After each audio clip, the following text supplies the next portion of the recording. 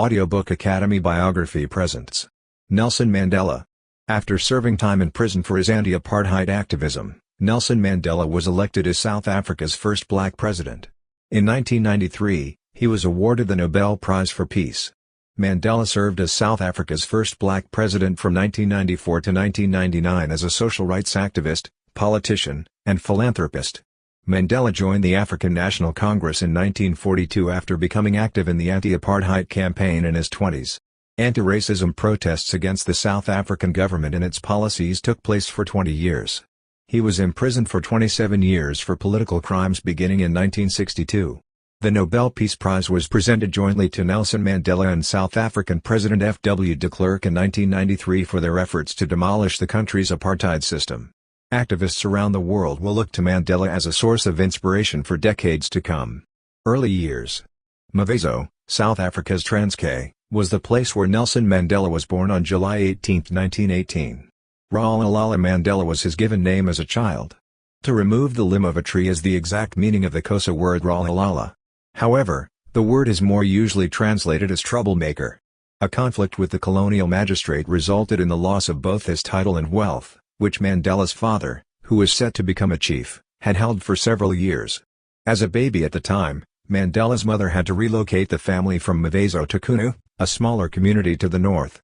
There were no highways, only walkways that connected the pastures where livestock grazed, and the village was tucked away in a narrow green valley. All they could afford was a local harvest of corn, sorghum and pumpkin, and they lived in huts. There were springs and streams for drinking water, and outdoor cooking was commonplace.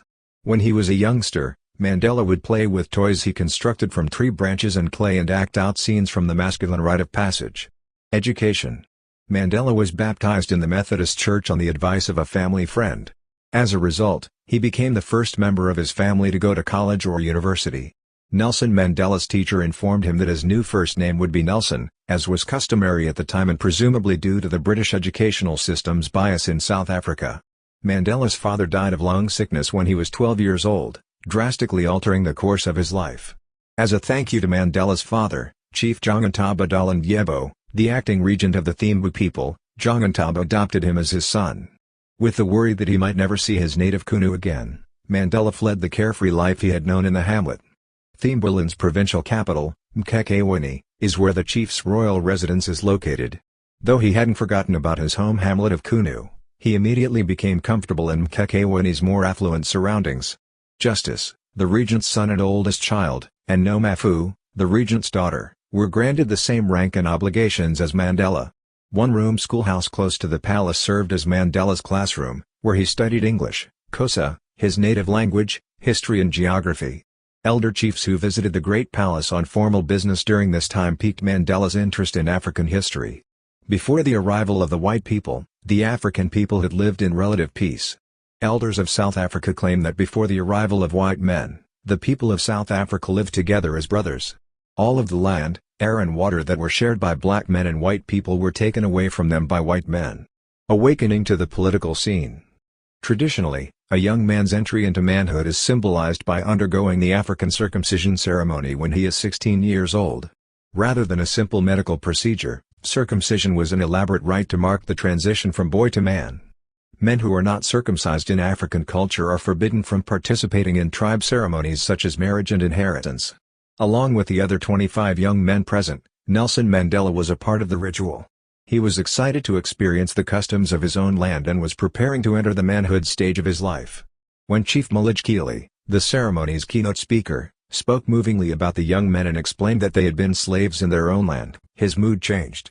The chief insisted that they would never be able to govern themselves because their territory was owned by white men. Afterward, he lamented that the promise of the young men would be squandered as they labored to earn a living and execute monotonous tasks for white males. While the chief's statements didn't make complete sense to Mandela at the moment, he would later say that they would eventually shape his resolve for a South African independence. Life in university. While under Regent Jongintaba's tutelage, Mandela was being prepared to serve in a position of authority, but not as a chief himself. As Thembu royalty, Mandela attended a Wesleyan mission school, the Clarkberry Boarding Institute and Wesleyan College, where, he would later claim, he earned scholastic excellence through simple hard labor. He was also a talented runner and boxer. Mandela's Wesleyan classmates initially ridiculed him as a country kid, but he later made close friends with other pupils, notably Mathna, his first female friend.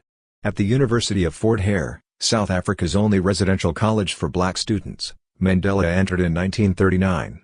Fort Hare, Africa's Harvard, attracted scholars from all around sub-Saharan Africa to study there. First year at university, Mandela studied the obligatory courses but concentrated on Roman Dutch law to prepare for a future in civil service as an interpreter or clerk, regarded as the greatest profession a black man could achieve at the time. Mandela was elected to the Student Representative Council in his second year at Fort Hare. Students have been fed up with the SRC's cuisine and lack of authority for some time. Students overwhelmingly decided to boycott the election if their demands weren't met during this round of voting. Mandela resigned from his job to show his support for the student body's decision. Due to his disobedience, the university ejected Mandela and gave him an ultimatum: if he agreed to serve on the Student Representative Council, they would let him back in. A furious regent greeted Mandela upon his return, telling him categorically that he would be forced to retract his decision and return as soon as possible to school. Regent Jongintaba made the announcement a few weeks after Mandela returned to South Africa. This arrangement was within the regent's rights, as tribal custom mandated. He wanted to ensure that Mandela's life was properly planned. When he heard the news, Mandela raced away from home, believing that he had no choice but to obey this new command. As he worked as a guard and clerk in Johannesburg, he completed his bachelor's degree through correspondence classes. He then enrolled at the Witwatersrand University in Johannesburg to pursue a degree in legal studies. Protests against apartheid. In 1942, Mandela became a member of the African National Congress, an anti-apartheid organization. The African National Congress Youth League was formed by a small group of young Africans within the ANC. It was their ambition to turn the ANC into a mass grassroots movement, relying on the power of millions of rural peasants and workers who had no voice under the prevailing administration. As an example, the group argued that the ANC's previous methods of polite petitioning were unsuccessful. A year later, in 1949, ANC members formally adopted the Youth League's techniques of protest and civil disobedience, as well as the ANC's policy goals of full citizenship and the redistribution of land. Defiance campaigns in 1952 and 1955 by Nelson Mandela included non-violent protests against the South African government and its racist policies. An outstanding student he met during his time at Fort Hare helped him form the law practice Mandela and Tambo. Unrepresented African Americans were given free or low-cost legal advice by the law firm. Due to his political activism, Nelson Mandela and 150 others were detained and accused of treason in 1956. They were eventually acquitted. During this time, Africanists, a new breed of black activists, were challenging the ANC's nonviolent strategy. By the time the Pan-Africanist Congress was established in 1959, the ANC had lost a significant amount of its violent support. Family. Mandela had 6 children from his 3 marriages and 3 births.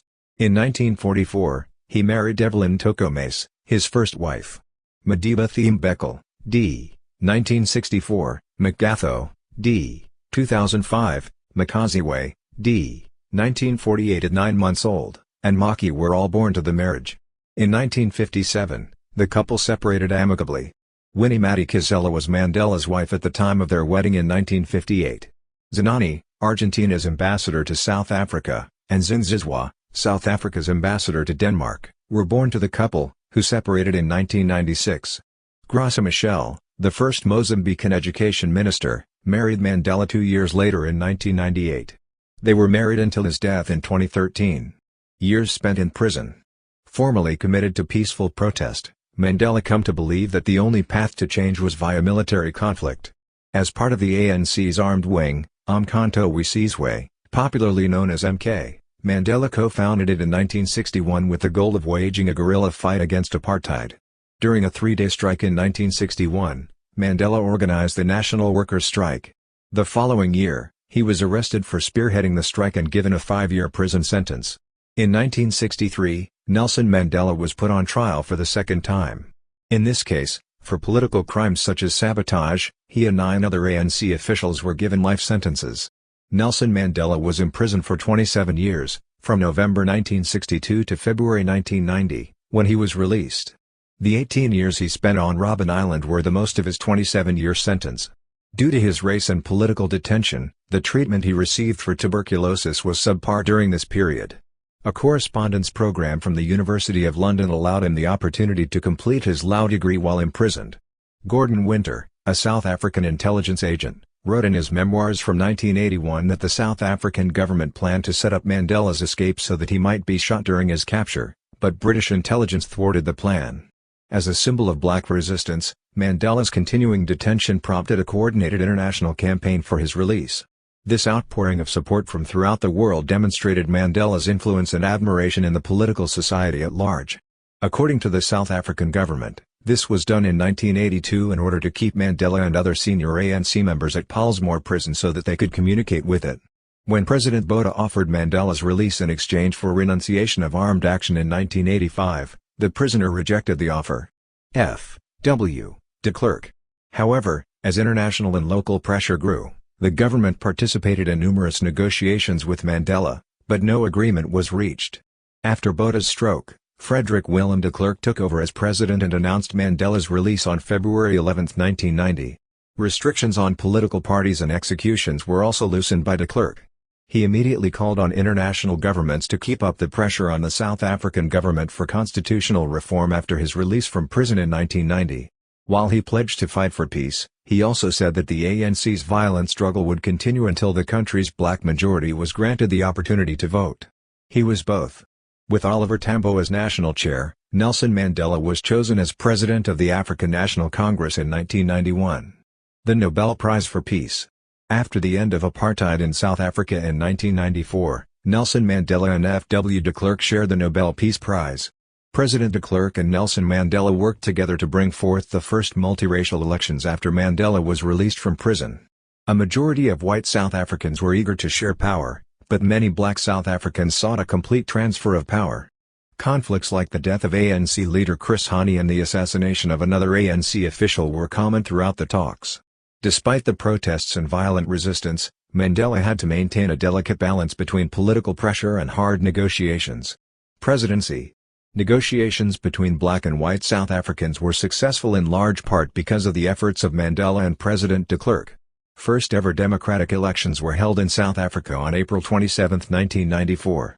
On May 10, 1994, Nelson Mandela was sworn in as South Africa's first black president at the age of 77, with Deputy President F. W. de Klerk as his running mate. President Mandela worked tirelessly from 1994 to 1999 to bring about the transition from minority rule and apartheid to black majority rule. He took use of South Africa's love of sports to help heal racial tensions by rallying the country's black population behind the once-hated national rugby team. In 1995, South Africa hosted the Rugby World Cup, putting the country on the map and enhancing its already considerable international renown. During that same year, he was also honored with the Order of Merit. Nelson Mandela also worked to keep South Africa's economy from collapsing while he served as president.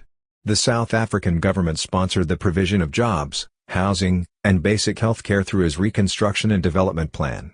As a result of Mandela's constitutional reforms in 1996, South Africa now has a strong central government based on majority rule that protects minority rights while also allowing for unrestricted free speech.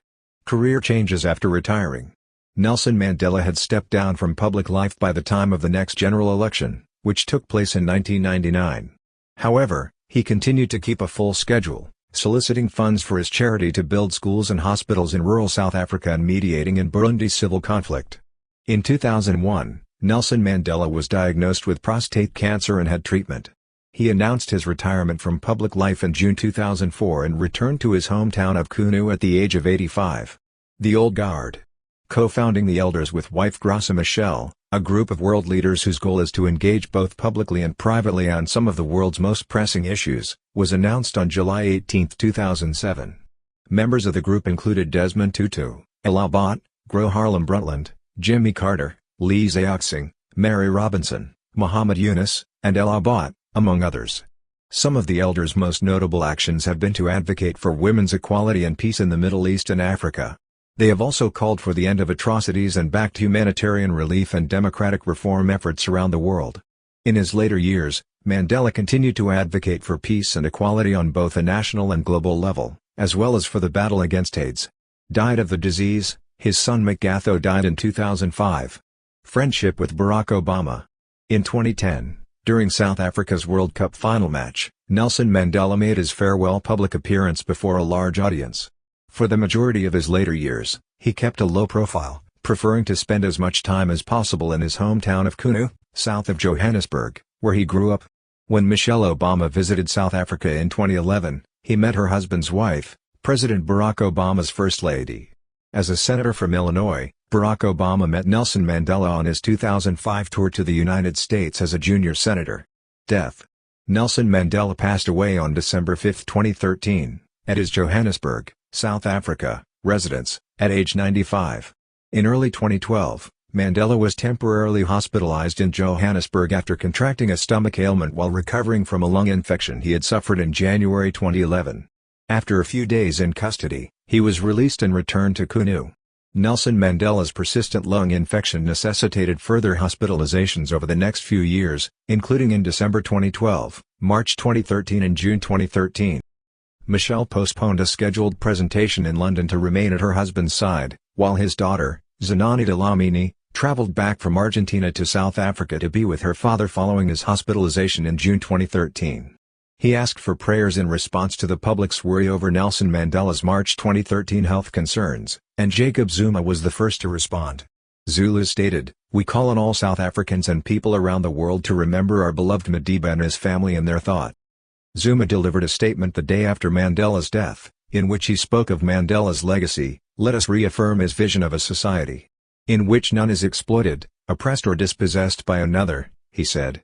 Movies and books are a great source of inspiration. Mandela's autobiography, Long Walk to Freedom, was published in 1994 and contained most of the writing he had done while in jail. The film Mandela, Long Walk to Freedom was based on the book. No Easy Walk to Freedom, Nelson Mandela, The Struggle is My Life, and Nelson Mandela's favorite African folktales are some of the many books he penned about his life and hardships. Mandela Day. On July 18, 2009, the United Nations General Assembly declared that Mandela's birthday, July 18, will be recognized as a global day of peace and celebration in honor of his life and legacy.